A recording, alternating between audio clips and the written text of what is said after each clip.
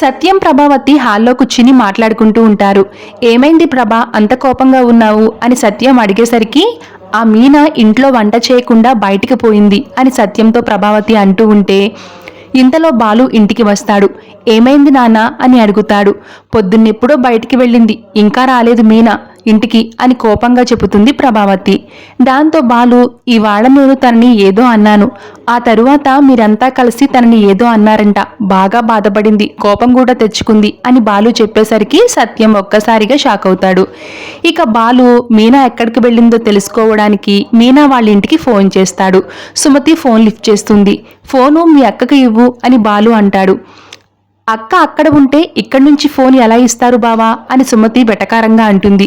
అదేంటి, మీనా అక్కడికి రాలేదా అని బాలు అడిగేసరికి లేదు బావా అని సుమతి కూడా కంగారుగా చెబుతుంది.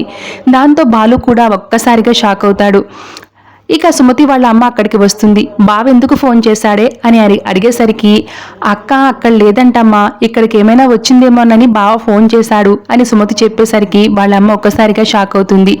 ఇక మీనా కోసం బాలు వాళ్ళ ఫ్రెండ్ రాజేష్ ఇద్దరూ కలిసి బండి మీద రోడ్ల మీద వెతుకుతూ ఉంటారు మీనా కోసం. Thank you so much for watching.